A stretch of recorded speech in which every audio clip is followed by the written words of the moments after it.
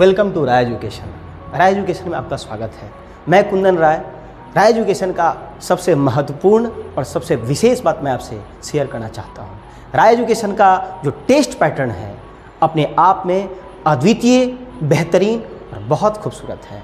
राष्ट्रीय स्तर का टेस्ट पेपर है और इसका जानकारी एक बार आप राय एजुकेशन विजिट करेंगे तब आपको मिलेगा। दूसरी बात और सबसे महत्वपूर्ण बात मैं आपको बता देना चाहता हूँ, राय एजुकेशन का मटेरियल और नोट्स अर्थात राय एजुकेशन का नोट्स बहुत ट्रिकी, बहुत अद्वितीय, बहुत डिफरेंट और बहुत बेहतरीन है। उसका भी जानकारी आपको तब मिलेगा जब आप राय एजुकेशन में एक बार विजिट करेंगे। दोस्तों, मैं साथ साथ बता देना चाहता हूँ, राय एजुकेशन इस बात को भी दावा करता है कि छात्र जब राय एजुकेशन का छात्र एक बार राय एजुकेशन में प्रवेश करते हैं तो राय एजुकेशन इस बात को भी दावा करता है कि हम 30 दिनों में बच्चों को हम नॉट इवन इन सब्जेक्ट्स उनके व्यवहारिक जीवन में भी सिर्फ और सिर्फ 30 डेज में हम परिवर्तन की आपको प्रमुख गारंटी देना चाहते हैं। धन्यवाद, थैंक यू।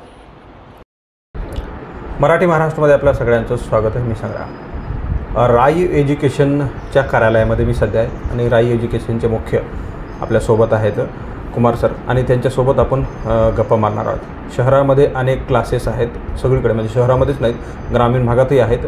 मात्र शहरात चांगल्या प्रकारे शिक्षण संस्था असतात आणि त्याला अटॅच असतात, राहणारे मुलं नोकरदार शहरामध्ये असतात आणि त्यांची मुलं शिकण्यासाठी अनेक क्लासेस आहेत। राय एज्युकेशन नव्यानं या क्षेत्रामध्ये उतरलं आहे। मात्र राय एज्युकेशन व्यवसाय करण्यासाठी नाही तर विद्यार्थी घडवण्यासाठी या क्षेत्रामध्ये आहे अशी माहिती मिळाली। त्याच्यानंतर राय एज्युकेशनच्या जे प्रमुख आहेत त्यांच्यासोबत मी चर्चा करणार आहे। काय नव्यानं विद्यार्थ्यांना ते देणार आहेत मी त्यांना विचारणार आहे। सुरुवातीला मराठी महाराष्ट्राच्या प्रेक्षकांना मी थोडंसं सांगणार आहे की ते हिंदीमध्ये बोलणार आहेत, ते मराठी बोलत नाही आहेत, मात्र तुम्ही समजून घ्याल अशी अपेक्षा करतो। सर, आपका मराठी महाराष्ट्र में स्वागत है। Thank you sir. क्या हमारे बीड शहर में आप आए हैं, राय एजुकेशन के माध्यम से क्या नया देंगे स्टूडेंट को? जी, सबसे पहले मैं आपके श्रोतागण को मैं नमस्ते करता हूँ, अभिनंदन करता हूँ, स्वागत करता हूँ राय एजुकेशन की तरफ से। मैं कुंदन राय आपको मैं आश्वस्त कर देना चाहता हूँ कि राय एजुकेशन का जो मुख्य उद्देश्य है वो यह है कि हम ग्रामीण क्षेत्र के जो बच्चे हैं, जो अंडर प्रिविलेज छात्र हैं और साथ साथ जो ऐसे बच्चे जो कहीं ना कहीं उनको हम अंडर एस्टिमेट करते हैं कि उनका जो फाउंडेशन है वो पुअर है, वीक है। एक्चुअली प्रॉब्लम क्या है आज के समय में, पूरे भारतवर्ष की मैं बात कर रहा हूँ, नेशनल लेवल की बात कर रहा हूँ मैं। हर पेरेंट्स, हर टीचर्स, हर इंस्टीट्यूशंस सिर्फ टॉपर्स की बात करते हैं कि उन छात्रों पे हमें मेहनत करना है जिनकी विद्यार्थी जीवन हमेशा टॉपर्स जैसे शब्दों से जुड़ा रहा हो।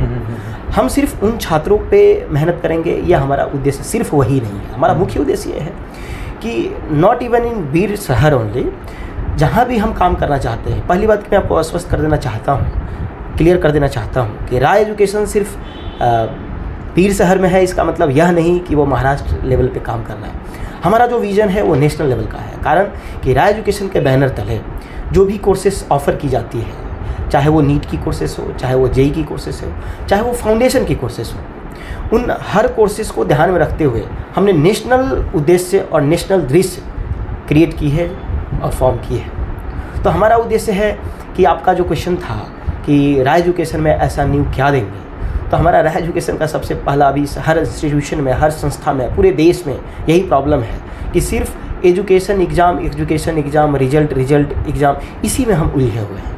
हमारा मेन उद्देश्य है बच्चों को इस तरह से विकसित करना कि नीट का एस्पिरेंट हो या जेई का एस्पिरेंट हो, अर्थात चाहे वो नीट का छात्र हो चाहे वो जेई का छात्र हो, उनका तैयारी कुछ इस तरह से की जाए कि वो बच्चा नीट में असफल होता है तो भी उसका करियर, उसका ऑप्शन क्लोज ना हो, अपने करियर में असफल ना हो, अपने विजय का जो पताखा है वो कभी भी नीचे ना कर पाए। अर्थात अगर वर्तमान स्थिति को मैं बताऊं तो 21 लाख बच्चे नीट का एग्ज़ाम देने जा रहे हैं, बट सीट की अगर हम बात करें तो पूरे राष्ट्रीय स्तर पे, नेशनल लेवल पे निजी कॉलेजेज और प्राइवेट, चाहे वो गवर्नमेंट कॉलेजेस हो चाहे वो निजी कॉलेजेस हो, सबको अगर हम मिला दें तो भी 1 लाख के ऊपर सीट नहीं क्रॉस हो पाएगा।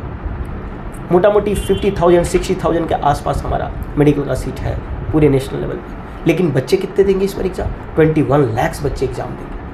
अब 21 लाख एग्ज़ाम देंगे पर सीट तो लिमिटेड है। तो मेरा प्रश्न है कि क्या अगर जो बच्चे असफल होने जा रहे हैं, यह स्पष्ट है कि बच्चे असफल होंगे, कारण कि 21 लाख बच्चे एग्जाम दे रहे हैं। मैं मान लेता हूं कि कुछ बच्चे एग्जाम के दिन, हो सकता है 100 बच्चे 500 बच्चे बीमार पड़ जाए, एग्जाम में शामिल ना हो पाए, पर फिर भी मोर देन 20 लाख बच्चे एग्जाम में बैठेंगे।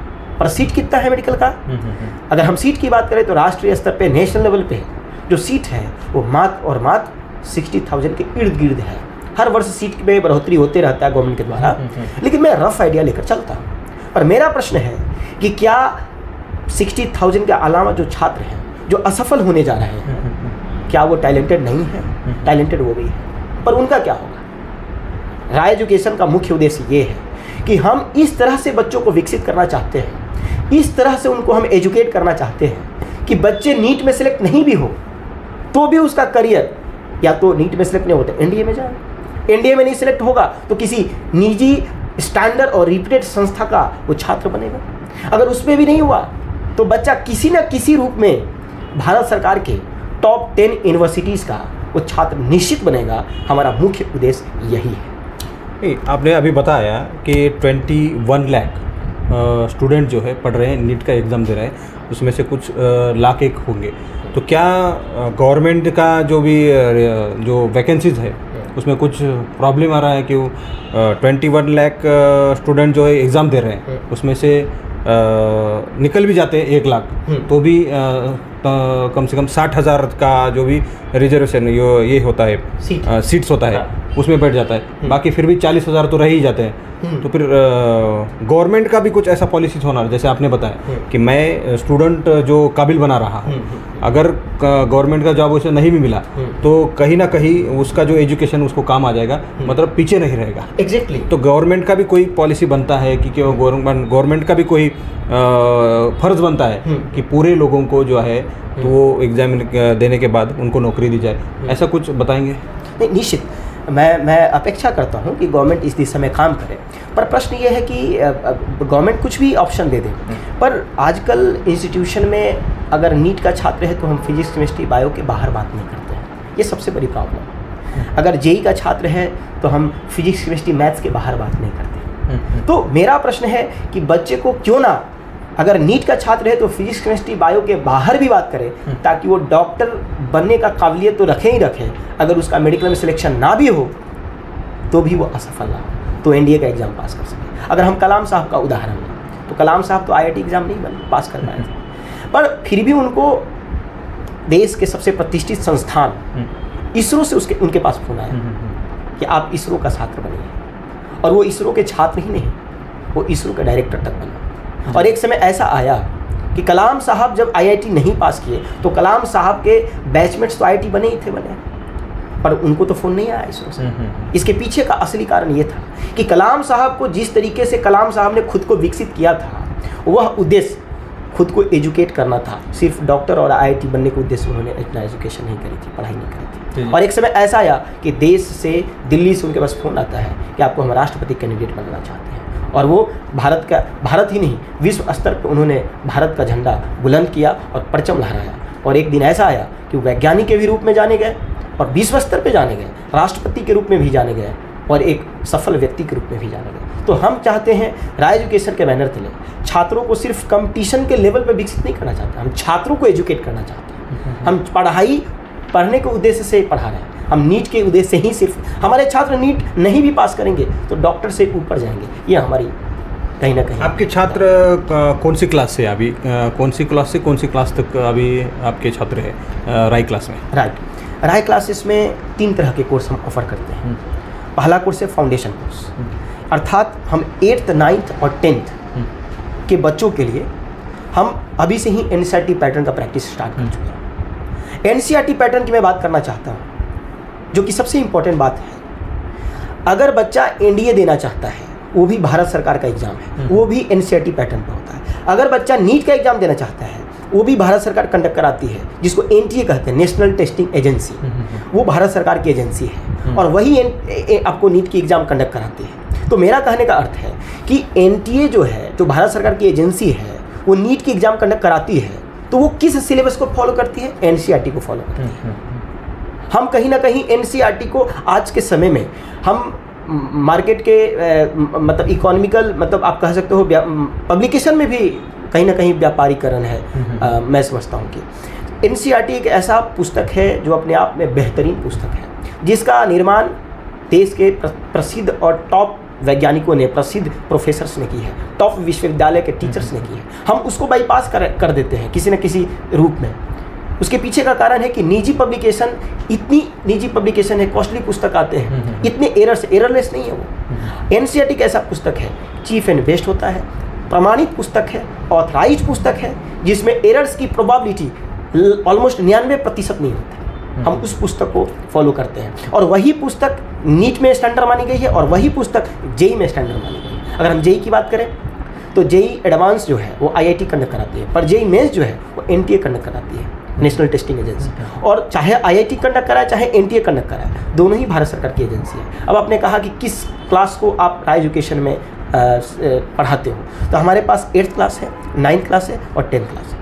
हम 8th क्लास, 9th क्लास और 10th क्लास को हम 11th 12th के साथ जोड़कर रखना चाहते हैं। मतलब 8 से 10 तक अभी बच्चे हैं, जूनियर्स। हाँ, अभी 11 12 का अभी कुछ नहीं है। नहीं 11 बिल्कुल, हमारे पास 8 से लेकर के 12 तक की क्लासेस है। हाँ, अर्थात हाँ, 8वीं 9वीं कितने समझो अभी कितने स्टूडेंट है 8 से 12 तक? हाँ, कितने अभी किन किन की एडमिशन हो चुके हैं? राइट, हमारे पास 8 से लेकर के 10 तक की ऑलमोस्ट नियर बाई 100+ बच्चे का एडमिशन हो चुका है। और बच्चे राय क्लास कब शुरू हुआ है? या ठीक है, राय क्लासेस बीर शहर में हमने लास्ट 30 मार्च को हमने इसका ग्रैंड ओपनिंग की, बहुत बड़े लेवल पर ओपनिंग की। और हमारे साथ जो आपने कहा कब ओपनिंग हुआ, ओपनिंग अभी रिसेंट में हुआ, पर राय क्लासेस बीर में अभी रिसेंट 30 मार्च को इनोग्रेट हुआ और 1 अप्रैल से स्टार्ट हुआ। पर राय एजुकेशन में काम करने वाले लोग, इंस्टीट्यूट जरूर नहीं है पर इसमें काम करने वाले लोग बहुत पुराने हैं, एक्सपीरियंस्ड हैं, नेशनल लेवल की फैकल्टीज हैं, अनुभवी फैकल्टी है, जिन्होंने आईआईटी, जेई या नीट जैसे एग्ज़ाम को पास किया है और विद्यार्थी जीवन में एनसीईआरटी पैटर्न से अपने आप को गुजारा है। यानी कि हमारे पास वही टीचर्स हैं जिन्होंने स्वयं अपना विद्यार्थी जीवन एनसीईआरटी पैटर्न पे देखा है और ऐसे संस्थान में पढ़ाया है जो देश के सबसे रिप्यूटेड संस्थान है, जो कि कोटा हुआ, दिल्ली हुआ, बेंगलोर हुआ, पुणे हुए, पटना हुआ। इस तरह के सिटी में पढ़ाए हुए शिक्षकों को हमने अपने साथ जोड़ा है। राय एजुकेशन जरूर न्यू है पर इसमें काम करने वाले लोग बहुत प्रखर हैं, बहुत विद्वान और बहुत एजुकेटेड हैं। आप बीड़ में तो आए हैं, पर बीड़ ऐसा शहर है हर 2 साल पे 2 साल में उनको सूखा पड़ जाता है, या भारी तादाद में जो है हमारे बीड़ ज़िला में गन्ना तोड़ने वाले जो मजदूर हैं उनके बच्चे पढ़ नहीं पाते हैं जी। तो उनके लिए क्या छूट दे रहे हैं आप? राय एजुकेशन क्या छूट देगा, किन किन को छूट देगा? राइट, जैसे आपने कहा कि मैं समझ पाता हूँ, मैं यही समझ पा रहा हूँ कि आपका कहना है अंडर प्रिविलेज्ड छात्र, जिनके पास आर्थिक रूप से कमज़ोर बच्चे हैं, जिनकी इकोनॉमिकल स्टेटस उतना स्ट्रांग नहीं है, उसके लिए राय एजुकेशन खुले दिल से उनको आमंत्रण देता है और हम उनको इनवाइट करते हैं। ऐसे छात्रों को चिन्हित करके राय एजुकेशन उनको वह हर तमाम पुस्तक की सुविधा फ्री ऑफ कॉस्ट कराएंगे। उनको पढ़ाई के लिए जो भी हमारे से बेस्ट हो सकता है, ज़्यादा हमें ट्यूशन फ़ी पे हम बिल्कुल ट्यूशन फ़ी माफ़ करते हैं। हमारा जो मेंटेनेंस कॉस्ट है उस पर मिनिमम से मिनिमम कॉस्ट पर उनको हम एजुकेट करेंगे। ये हमारा मुख्य उद्देश्य, ये हमारे उद्देश्य का पार्ट है। मैं पहले सबसे पहला लाइन में मैंने यही कहा कि हर इंस्टीट्यूट टॉपर्स की बात करते हैं, हम कमज़ोर बच्चों को टॉपर्स बनाएंगे, ये हमारा उद्देश्य है, ये हमारा ड्रीम। जी। आपने कभी वो खान सर सुना होगा, पढ़ा होगा, हमने भी सुना है उनको। क्या उसी तरह आप बनाना चाहते हैं राय एजुकेशन को? नहीं, राय एजुकेशन खान सर का मैं बहुत बड़ा प्रशंसक हूँ। उन्होंने भी बहुत ही नॉमिनल फीस पे गरीब छात्रों को पढ़ाने का काम करते हैं। इसलिए खान सर हों या अन्य जो भी भारत में प्रतिष्ठित शिक्षक हों, हमारा एक ही सपना है, हम बच्चों को पढ़ाना चाहते हैं। हम सिर्फ नीट नहीं पढ़ाना चाहते, सिर्फ जेई नहीं पढ़ाना चाहते, हम बच्चों को विकसित करना चाहते हैं। सिर्फ पुस्तक से नहीं, सिर्फ नॉलेज वाइज नहीं, हम पुस्तक के नॉलेज के साथ साथ उनके व्यक्तिगत कहीं ना कहीं आप कह सकते हो व्यवहार को हम बदलना चाहते हैं। मैं समझता हूँ कि एक सक्सेस शिक्षक उसी को माना जाता है या मानना चाहिए जो विद्यार्थी को पुस्तक का ज्ञान तो दे ही, साथ साथ उनको सांस्कृतिक ज्ञान भी दे। नैतिक जिम्मेदारियों का भी चर्चा करें। हम अपने बच्चों को इस तरह से विकसित करना चाहते हैं जिसमें डिसिप्लिन दिखे, जिनके स्वभाव में, नैतिक स्वभाव में परिवर्तन हो और पुस्तक के ज्ञान में परिवर्तन तो हो ही। तो ये हमारा मोटा मोटी उद्देश्य है। हमारे कोर्स में एक कोर्स है जिसका नाम है फंडामेंटल एजुकेशन। फंडामेंटल एजुकेशन का मुख्य उद्देश्य यही है कि बच्चे हमारे नैतिक जिम्मेदारियों को बखूबी निभाने का समझ सकें कि क्या होता है एक्चुअली। हम बच्चों को कहीं ना कहीं एजुकेशन में इतना ढकेल देना चाहते हैं, एग्ज़ाम और रिजल्ट में इतना ढकेल देना चाहते हैं कि बच्चे क्या होता है माता पिता का रिस्पेक्ट, क्या होता है बड़ों का रिस्पेक्ट, क्या होता है छोटों का रिस्पेक्ट, क्या होता है टीचर्स के प्रति मान सम्मान, क्या होता है फैमिली के जो बुजुर्ग लोग हैं या जो सम्मानित लोग हैं उनके प्रति, ये मुख्य चीज़ है जिस पे। इसलिए हमारे कोर्स को जब आप देखेंगे तो उसमें एक कॉलम है जिसका नाम है फंडामेंटल एजुकेशन, और वह उसका कोर्स जब आप देखेंगे तो उसमें हम कुछ ऐसे बातों को सम्मिलित की है, इन्वॉल्व की है, ऐसे टॉपिक्स को इन्वॉल्व किया है जिससे बच्चों के पर्सनालिटी में एक अलग डायमेंशन डेवलप होगा, एक अलग क्रिएशन आपको दिखने को मिलेगा। यस। अंत में एक ही सवाल है, बहुत सारे क्लासेस है, मैंने शुरू में बताया भी, बहुत सारे बीड़ शहर में क्लासेस है। आपने बहुत बड़ी बात कही है अभी कि जो भी ग्रामीण क्षेत्र में जो भी बहुत बड़ी तादाद में जो गन्ना तोड़ने वाले मजदूर के उनके बच्चे हैं, उनको फ्री जो भी किताब है वो जो भी है, मतलब कम से कम उनसे हम फीस लेंगे। बहुत सारे स्टूडेंट्स हैं, बहुत सारे क्लासेस भी है, तो क्या इसमें कुछ आपका प्रॉब्लम नहीं होगा या फिर आपका आर्थिक रूप से कुछ नुकसान नहीं होगा, या फिर हमारे स्थानीय के जो भी क्लासेस है वो क्या आपको प्रेशराइज करेंगे, कुछ ऐसा लगता है आपको? नहीं, मुझे लगता है कि कोई प्रेशराइज नहीं करेगा, क्योंकि मैं समझता हूँ कि कोई भी संस्था अगर समाज हित में काम करता है, अब मैं समझता हूँ आपने कहा कि इकोनॉमिकल, मैं समझता हूँ कि सिटी के जो छात्र हैं वो इकोनॉमिकली ठीक रहते हैं, और इतने हमारी क्वालिटी और हमारी ईमानदारी, कोई भी व्यक्ति हो ईमानदारी के प्रति नतमस्तक होता है। अगर हम ईमानदारी पूर्वक क्वालिटी एजुकेशन की बात करेंगे तो हर कोई हमें सपोर्ट करेगा, हर कोई हमें आगे बढ़ाने का काम करेगा। मुझे नहीं लगता कोई प्रेशराइज करेगा। थँक्यू। हे होते कुंदन राई सर, आणि फार महत्त्वाच्या गोष्टींवर चर्चा झालेली आहे। राई एज्युकेशन फक्त व्यवसाय नाही तर विद्यार्थी घडवणार आहे, आणि असे विद्यार्थी घडवणार आहे। शासनाच्या नोकरीत नाही तर त्यांना कुठेही अडचणी येणार नाहीत, म्हणजे कुठल्या तरी एखाद्या संस्थेमध्ये ते मोठ्या प्रमाणावर मोठ्या हुद्द्यावर असतील, मग कुठल्या तरी एखाद्या शासकीय नोकरीला असतील किंवा मग कुठल्या तरी एखाद्या कंपनीत तरी असतील, किंवा मग स्वतःचा एखादा एज्युकेशन क्लासेस अशा प्रकारचा टाकून ते पुन्हा विद्यार्थ्यांना पुढे घडवू शकतात। असे विद्यार्थी आम्ही घडवणार आहोत। म्हणजेच विद्यार्थी येणार, ॲडमिशन्स होणार, त्यांचे ते क्लासेसचे जे काही रिक्वायरमेंट असतात ते पूर्ण होणार, त्यांचं किती वर्षाचं क्लास आहे ती रिक्वायरमेंट पूर्ण होणार, आणि त्याच्यानंतर ते निघूनही जाणार। विद्यार्थी काय करणार ही आमची जबाबदारी नसून विद्यार्थी आमच्या क्लासेसमध्ये कसा घडला आणि त्याचं नाव तिथे गेल्यानंतर पुढे आमच्या क्लासेसचं निघणार आहे। म्हणजे आम्हाला विद्यार्थी घडवायचे आहेत, तर नाव घडवायचं नाही, आणि विद्यार्थी घडल्यानंतर आमचं नाव ऑटोमॅटिक होणार आहे, अशी परिस्थिती या ठिकाणी आहे। त्यामुळे आणि त्याच्यानंतर दुसरी सगळ्यात महत्त्वाची गोष्ट म्हणजे जे काही ऊसतोड मजुरांची मुलं असतील किंवा मग जे शिकू शकत नाहीत अशा लोकांना या ठिकाणी म्हणजे फार आदराने स्वागत केलं जाईल आणि चांगल्या पद्धतीने त्यांचं शिक्षण देखील इतरांसारखं त्यांना दिलं जाईल। पुस्तकं जे आहेत ते त्यांना मोफत दिले जातील आणि कमीत कमी त्या एज्युकेशनची जी काही फी असेल, शिक्षणाची फी असेल ती कमी घेतली जाईल असं राई एज्युकेशनच्या संस्थापकांनी सांगितलं आहे। त्यामुळे येणाऱ्या काळामध्ये राई एज्युकेशन टॉपर असेल किंवा मग पालकांना मी मराठी महाराष्ट्राच्या माध्यमातून आवाहन करेन की राई एज्युकेशनला आपण भेट द्या, कारण इथे शिक्षणाची गंगा जी आहे ते राई एज्युकेशननं बीडमध्ये आणलेली आहे आणि याचा लाभच म्हणेल मी की कारण मोठ्या घोषणा या ठिकाणी केलेल्या आहेत। येणाऱ्या काळामध्ये कशा प्रकारे राई एज्युकेशन आपल्या विद्यार्थ्यांना घडवणार आहे हे आपण सगळे पाहणार आहोत। मात्र राई एज्युकेशनच्या आव्हानाला मला वाटतं पालकांनी आता प्रतिसाद दिला पाहिजे। कॅमेरा पर्सन परिवर्तनसह मी संग्राम दानवे, मराठी महाराष्ट्र न्यूज, बीड। महाराष्ट्रातील ताज्या घडामोडींसाठी मराठी महाराष्ट्राला सबस्क्राईब करा आणि बेल आयकॉन प्रेस करा।